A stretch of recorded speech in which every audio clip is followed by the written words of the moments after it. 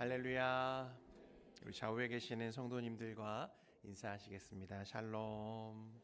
네, 반갑습니다. 네.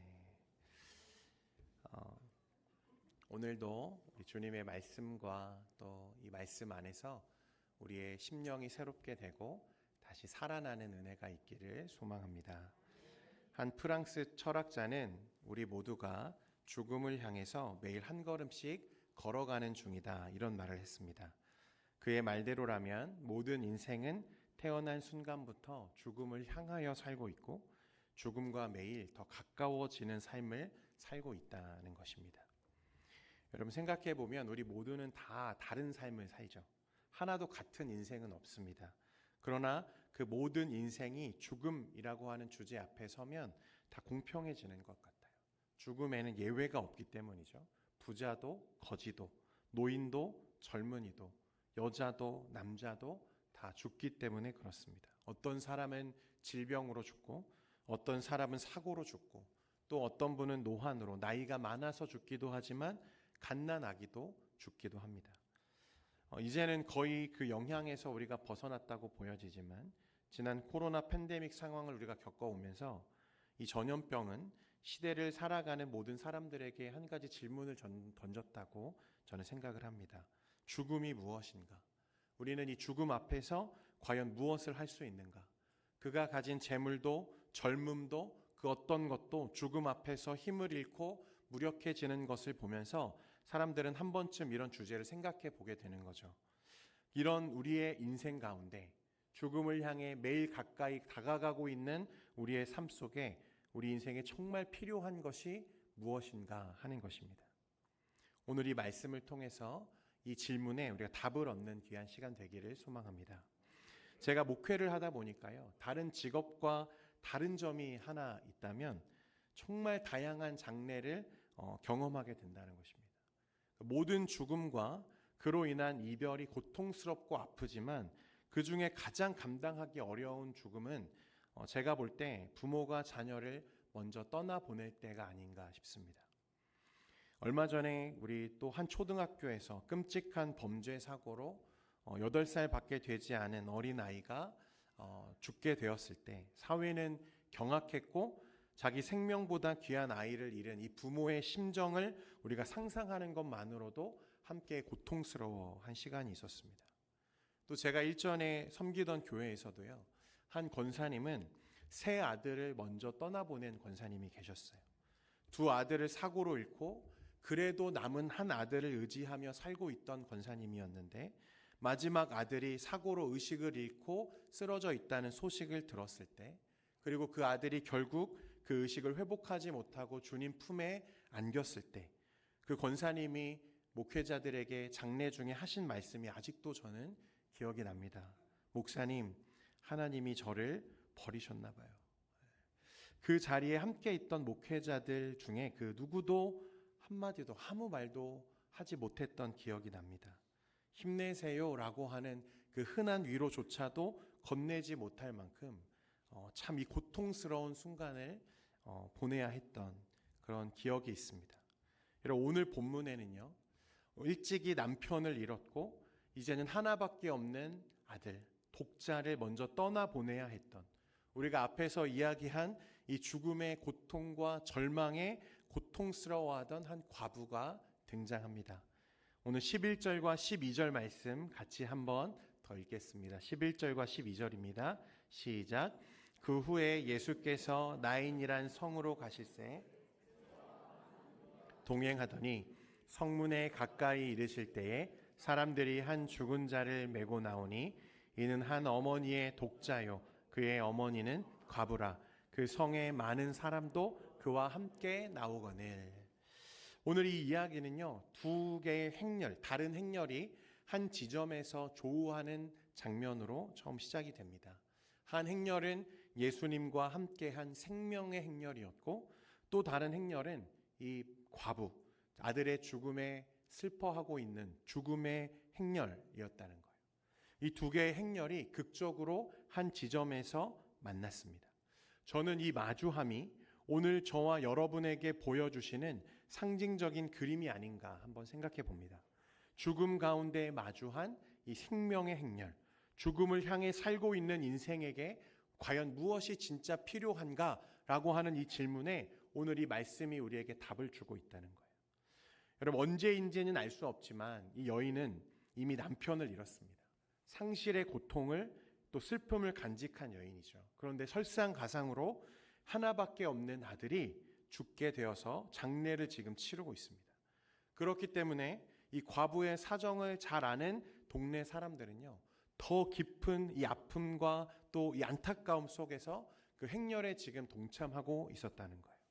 그런데 그 길에서 나인성 과부는 예수님을 만났습니다. 예수님이 찾아오셨어요. 여러분, 이 두 행렬의 만남이 과연 우연이었을까요? 여러분, 이 여인은 우연히 지나가는 길에 예수님을 만나게 되었을까? 여러분, 그렇지 않다는 거죠. 여기에서 우리는 이 여인이 만나게 된 이 예수님이 이미 과부의 아들이 죽기 전에, 이 슬픔의 행렬이 시작되기 전에 이미 나인성으로 주님이 발걸음을 향하고 계셨다는 것을 조금 상기시켜 볼 필요가 있습니다. 여러분, 유대는요, 더운 나라이기 때문에 사람이 죽으면 죽은 당일에 그 장례를 치를 수밖에 없었다고 해요. 그렇지 않으면 시신이 부패하는 것 때문에 감당할 수가 없는 거죠. 그러니까 나인성 과부의 아들도 그날 주님을 만난 시간이 언제인지는 정확하게 알 수 없지만 그날이 아침이었다면 전날 저녁에 이 아들이 죽은 거고, 그 만남이 저녁이었다면 그날 아침에 일찍 시간에 아들이 죽었을 가능성이 큰 거죠. 그런데 예수님께서 가버나움, 지난 시간에 우리가 백부장의 이야기를 나누었는데 그 가버나움에서 떠나서 지금 어디에 이르고 계셨죠? 나인성에 다다르고 계셨다는 거예요. 혹시 지도 준비되어 있으면 좀 보여주시겠습니까? 네, 그 여러분 아시는 그 가버나움은요, 저 갈릴리 호수 맨 위쪽에 위치해 있고, 나인성은 어디냐면 그 밑으로 한 40km 정도를 내려오면 저 맨 아래 나인이라고 하는 글자가 혹시 보이실지 모르겠지만 제일 밑에 있는 동네가 나인입니다. 그럼 직선으로 걸어도 40km 정도 되고요. 꼬박 걸어야 10시간 이상이 걸리는, 그 당시의 환경을 고려했을 때에는 하루 일정이 더 걸리는 시간이었다는 거예요. 그런데 오늘 이 말씀에 보면 예수님이 우리에게 보여주시는 이 놀라운 기적의 핵심은 슬픔의 행렬이 지금 생명의 행렬, 예수 그리스도의 행렬을 만났다는 것이고, 그 주님은 이미 그 죽음과 고통이 이 여인에게 찾아오기 전에 이미 이곳을 향해서 움직이고 있었다는 것을 우리에게 보여주는 거예요. 그러니까 이 아들이 숨을 거두기 전에 주님은 이 일을 위해서 이미 이 나인성으로 발걸음을 향하고 계셨다는 것입니다. 여러분, 예수님의 공생애 가운데 우연히 일어난 일은 단 하나도 없습니다. 예수님은 하나님의 뜻을 이루시기 위해서 이 땅에 오셨고, 그분의 모든 걸음걸음은 그러니까 구원을 향한 하나님의 메시지였어요. 따라서 오늘 두 행렬의 만남이 우연히 이루어진 것이 아니라면 우리 주님은 죽음이라고 하는 이 결정적인 고통 앞에서 무너져가는 이 한 여인을 만나시기 위해서 지금 제자들과 따르는 무리들의 걸음을 재촉하시고 다그치시면서 이 나인성에 지금 주님이 이르러 계셨다는 거예요. 두 행렬의 이 만남, 그리고 죽음을 향해 가고 있던 행렬과 예수님의 행렬이 만났을 때 나인성 과부에게 우리 예수님께서는 죽은 아들을 다시 살리셔서 그 여인에게 돌려주셨다, 이렇게 말씀합니다. 어떻게 보면 이 여인은 지금 예수님께 선물을 받고 있는 거죠. 선물을. 어떤 선물입니까? 부활과 생명을 선물로 받고 있는 것입니다. 여러분, 우리 예수님은 저와 여러분에게 이 부활과 생명을 선물하시기 위해 우리를 찾아오신 분이십니다. 오늘 말씀은 우리에게 그렇게 지금 말하고 있는 거예요. 주님을 만나면 죽음과 같은 인생길에서 우리가 잃어버렸던 기쁨과 평안을 선물로 받게 된다고 우리에게 말씀합니다. 여러분, 이 사실을 믿으십니까? 여러분, 그러므로 우리 인생 가운데 가장 중요한 것은 누구를 만나는 것입니까? 예수 그리스도를 만나는 것입니다. 주님은 죄와 사망의 그늘에 앉아있는 자기 백성들에게 생명과 부활을 선물하시기 위해서 오신 분이십니다. 죽음을 향하여 살고 있는 우리 모든 인생에게 가장 필요한 것은 부활이고 생명이죠. 주님은 오늘 그것을 위해서 이 땅에 내가 왔노라고 말씀하고 계세요. 그런데 주님이 오셔서 우리에게 이 부활과 생명을 주시는 방식이 무엇인지 오늘 이 말씀을 통해서 저와 여러분이 조금 살펴보기를 원합니다. 누가복음 7장 13절에 보면 이런 말씀이 있습니다. 우리 같이 한번 읽겠습니다. 시작. 주께서 과부를 보시고, 주님께서 이 과부를 어떻게 여기셨다 말하죠? 불쌍히 여기셨다. 주님은 아들을 잃어서 비통에 잠겨 있는 이 여인을 불쌍히 여기셨다고 말씀합니다. 여러분, 이것은요 오늘 본문의 구조를 쭉 살펴볼 때 가장 중심에 있는 내용입니다. 불쌍히 여기심. 여인은요 지금 이 세상에서 가장 취약한 상태로 내몰려 있는 상태였어요. 이 과부는 남편에 이어서 아들이 죽었습니다. 이 고대 사회에서는요 이건 정말 절망적인 상황이었어요. 완전히 세상에서 배제되는 것입니다. 그 어디에도 기댈 곳이 없고 누구도 그 인생을 돌보지 않는 절망적인 상황이죠. 인생을 지원해줄 가시적인 수단이 없습니다. 공동체에 참여할 수 없고 그 어떤 사회적인 존재감을 가질 수 없는 상황이라는 거예요. 그런데 주님은 이런 여인의 상황과 그 마음의 고통을 불쌍히 여기셨다. 여기서 불쌍히 여기시다라는 말은요 단순한 동정의 의미가 아니라 깊은 내면에서부터 우러나오는 극렬한 긍휼을 의미하는 것입니다.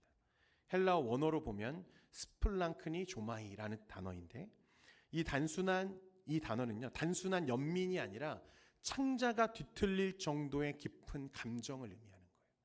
그러니까 예수님께서는 이 여인의 상황을 단순히 안타깝게 여기신 정도가 아니라 이 과부가 겪고 있는 이 고통과 아픔을 직접 체험하시며 함께 아파하셨다는 말입니다. 여러분 혹시 누군가의 그런 아픔과 상처 또 불행을 보면서 불쌍히 여기거나 혹은 긍휼히 여겨보신 적이 있으시죠? 그죠? 누군가 아파할 때, 좀 어려운 일을 겪었을 때, 상실을 겪었을 때 그들을 보면서 우리는 누구나 긍휼한 마음을 느껴봅니다. 만약 한 번도 누구를 향해서 긍휼한 마음을 품어본 적이 없으시다면 여러분 인성에 심각한 문제가 있는 것입니다. 여러분 상담을 좀 받으셔야 돼요. 우리는 다 긍휼한 마음이 있습니다. 여러분 그런데요 우리가 알아야 되는 것은 지금 그 사람이 겪고 있는 이 고통과 지금 내가 그의 상황을 통해서 느끼고 있는 이 고통의 무게와 질량이 결코 같을 수는 없다는 것입니다. 우리는 타인의 감정, 타인의 고통을 헤아리기가 좀 어렵습니다. 힘들겠다, 얼마나 아플까라고 생각할 수는 있지만 그 아픔을 정확하게 그 깊이까지 헤아리기는 어렵다는 거예요. 여러분 그래서 가장 가까운 내 가족들의 마음도 잘 헤아리지 못해서 우리가 늘 문제잖아요. 그런데 우리의 슬픔을 이 세상에서 저와 여러분들이 겪어내고 있는 이 고통스러운 상처와 아픔, 이 죽음의 아픔을 온전히 이해하시고 100% 공감하시는 분이 계시다는 거예요. 그게 우리 주님이시죠. 히브리서 4장 15절 말씀에 보면 우리에게 있는 대제사장은 우리의 연약함을 동정하지 못하실 이가 아니요 모든 일에 우리와 똑같이 시험을 받으신 이로되 죄는 없으시니라. 예수님께서는 단순히 멀리서 연민을 품으신 정도가 아니라 우리의 고통을 위해서 인간으로 직접 오셨고 고난을 경험하시고 우리의 연약함을 몸소 체휼하신 주님이십니다. 그래서 어떤 학자는요 우리 주님은 우리의 고통을 이해하실 뿐 아니라 그 고통에 직접 뛰어드신 분이라고 표현했습니다. 주님은 우리를 불쌍히 여기셨어요. 그 말은 여러분 멀리서 우리를 동정하셨다는 말이 아니라 우리가 겪어가고 있는 모든 인생의 아픔과 고통에 주님은 직접 뛰어들기를 원하셨고 그것 때문에 이 세상에 오셨다고 말씀하고 계시는 거예요. 우리에게 부활과 생명을 선물로 주시기 위해서 우리를 불쌍히 여기심으로 이 땅에 오신 분이 주님이십니다. 그런데 그런 주님이 우리를 불쌍히 여기신 주님이 그 부활과 생명을 주시는 데에는 두 가지 방식이 있어요. 여러분 첫 번째는 만지심과 두 번째는 말씀하심입니다. 첫 번째가 뭐라고요? 만지심과 두 번째는 말씀하심이었어요. 7장 14절 말씀 같이 한번 읽겠습니다. 7장 14절입니다. 시작. 가까이 가서 그 관에 손을 대시니 맨 자들이 서는지라 예수께서 이르시되 청년아 내가 내게 말하노니 일어나라 하시매. 예수님께서는요 여인에게 울지 말라 하시고요 바로 행동하시기 시작했어요. 가까이 가서 그 관에 손을 대시고 그리고 그 청년에게 말씀하시죠. 내가 내게 말하노니 일어나라 하시매. 먼저 관에 손을 대셨다. 여러분 이것은요 본래 율법의 규례를 완전히 거스르는 행위였습니다. 민수기 19장 11절에 보면 사람의 시체를 만진 자는 이레 동안 부정하니라 했습니다. 또 민수기 19장 15절에 보면 뚜껑을 열어놓고 덮지 아니한 그릇은 모두 무엇하다? 부정하다 했어요. 여러분 죽은 청년이 지금 들어가 누워있는 관은요 우리가 알고 있는 관과는 조금 다릅니다. 우리는 관을 뚜껑까지 덮잖아요. 근데 유대인의 관습에 따르면 이 유대인들은 관에 뚜껑이 없습니다. 그러니까 죽은 자가 그대로 잘 보여지는 모습인 거죠. 그런 사체가 들어가 있는 뚜껑이 없는 관을 예수님께서 지금 어떻게 하셨어요? 턱 손을 올리셨어요. 만지셨다는 거예요. 명백하게 율법을 어기는 행위였습니다. 의식적인 규례를 범하는 거죠. 예수님은 지금 그런 사실들을 잘 아셨지만 어떻게 하셨어요? 그 관에 손을 대셨어요.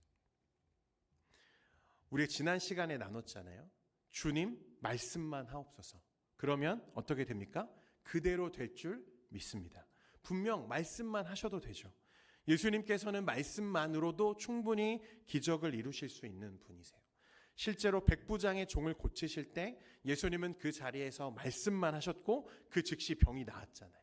그러므로 나인성 과부의 아들도 단순한 기적을 원하셨다면 그저 말씀만 하셔도 됐을 거예요. 그런데 왜 굳이 주님은 이 관, 죽음의 행렬을 멈추시고 그 죽음으로 누워있는 이 관에 주님이 손을 대셨는가 하는 것입니다.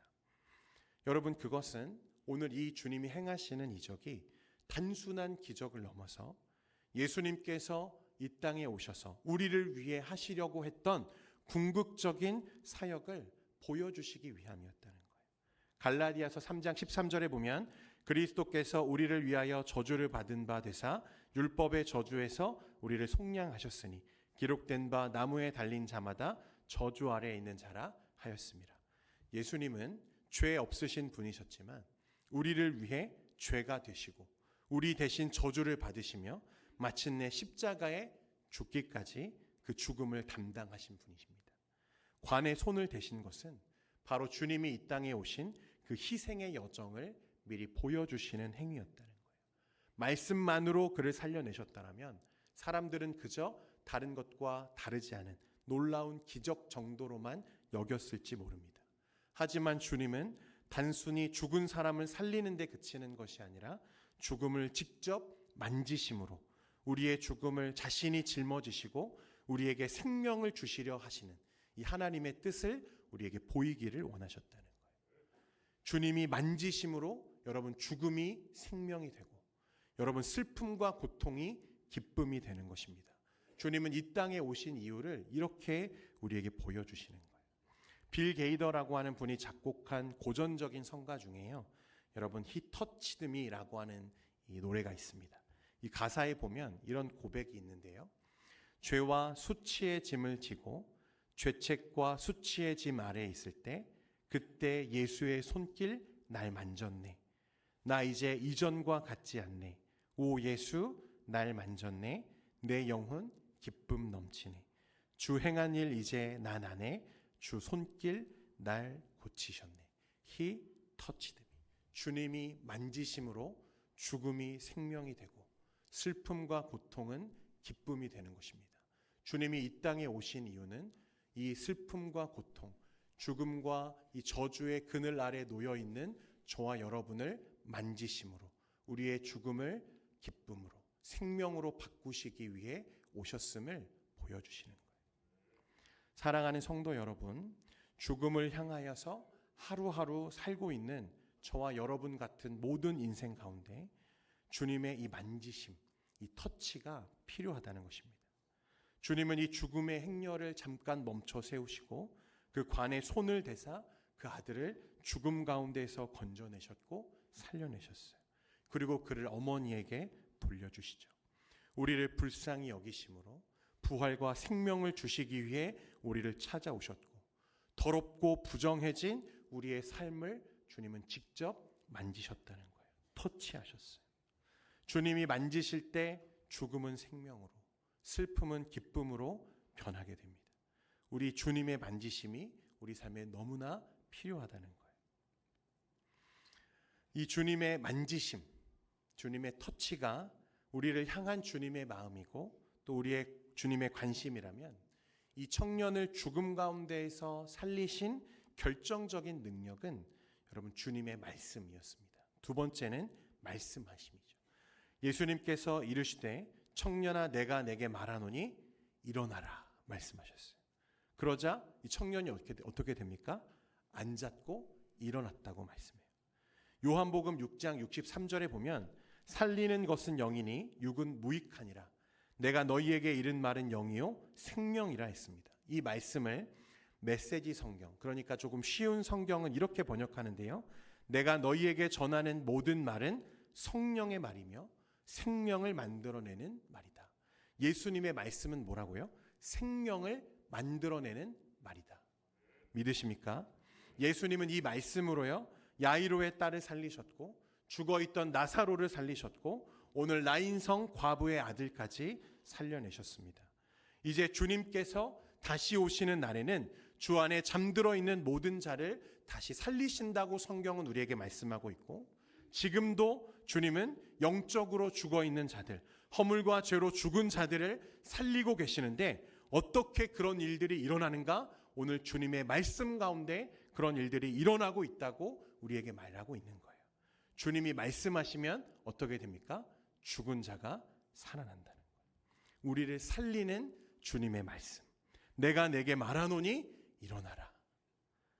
우리는 종종 주변에 있는 이 연약한 자들 혹은 타락한 자들에게 도덕적인 훈계를 하면서 그 훈계의 말이 그 사람을 살릴 것이라고 기대할 때가 있습니다. 또 그런 기대감을 가지고 자녀들을 훈계하고 가르치죠.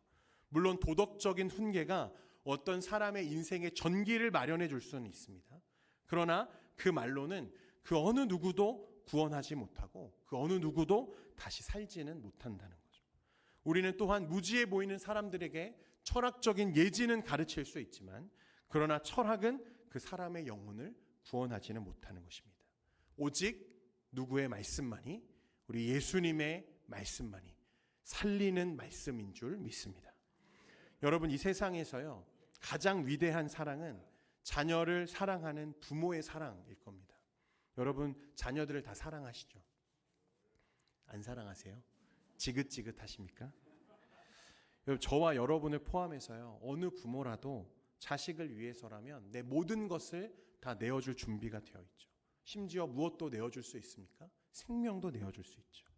그래서 실제로 주변에 보면 자녀들을 위해서 장기를 이식해 주거나 자녀를 위해서 그렇게 목숨을 내어주는 헌신을 하는 부모들의 사례가 꽤 많이 있습니다.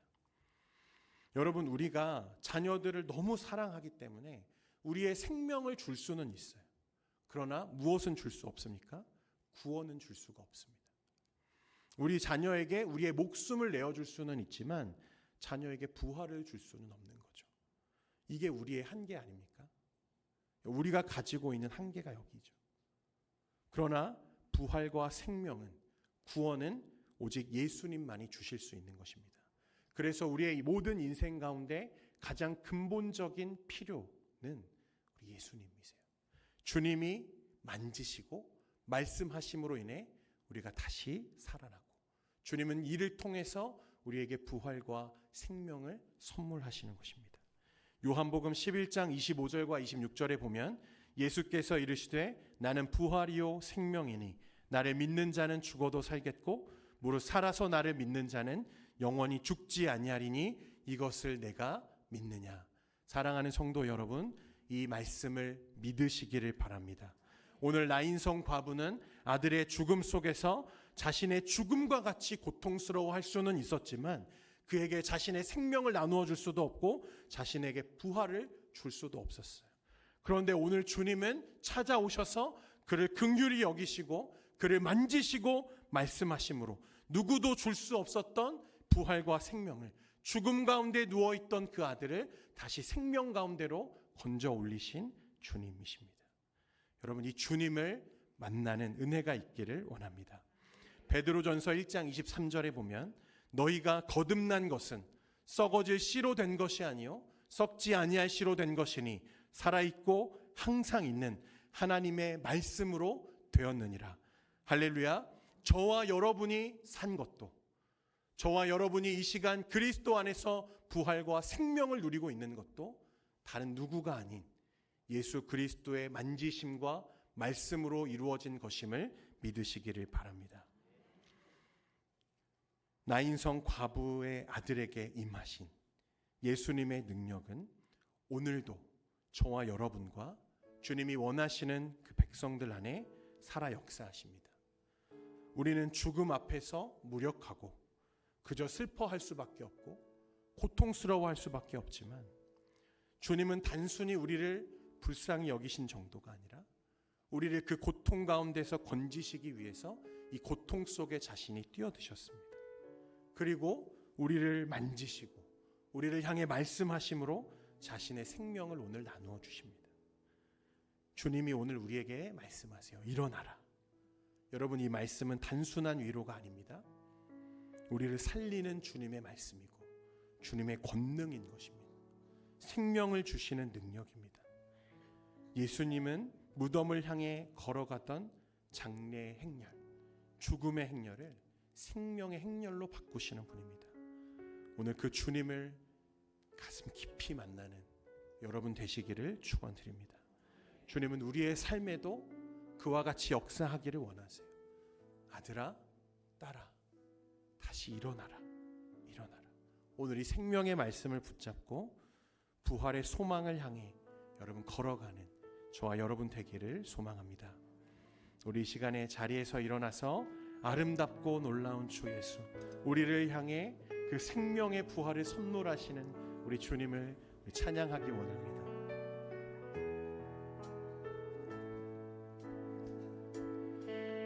아름답고 놀라운 주 예수,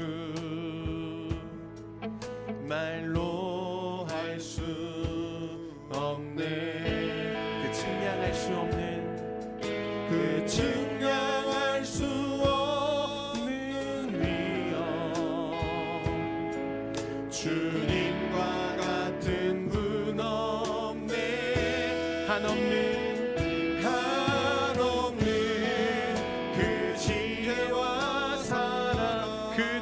할 수 없네.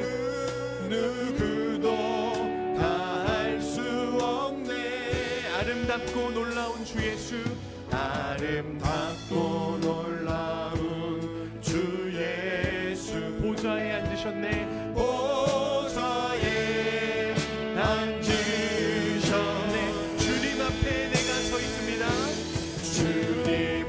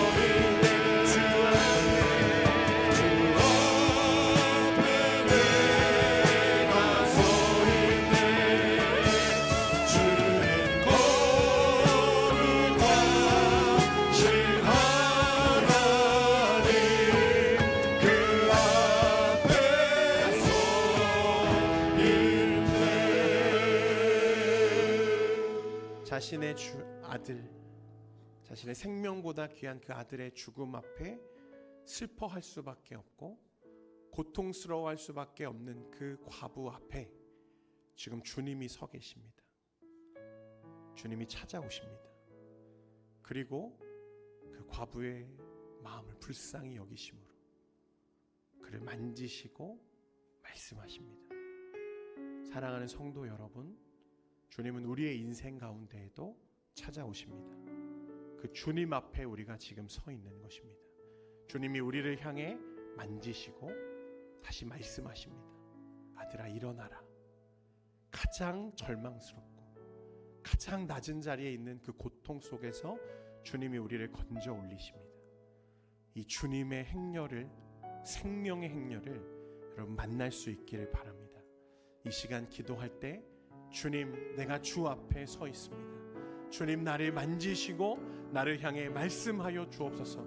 다시 일어나라 말씀하심으로 내가 가장 낮은 자리에서 가장 절망스러운 그 순간에 다시 일어날 수 있도록 주님, 나를 일으켜 주옵소서. 주님, 그래서 내가 이 부활과 생명의 소망을 가지고 하나님, 이제는 죄인과 같이 살아가는 것이 아니라 예수 그리스도 그 생명의 소유자, 하나님의 자녀 백성으로 이 땅에 살아갈 수 있도록 주님, 나를 말할 수 없는 그 생명의 은혜로 채워 주옵소서. 우리 이 시간 함께 같이 주님을 부르며 기도하기를 원합니다. 기도하겠습니다. 주여,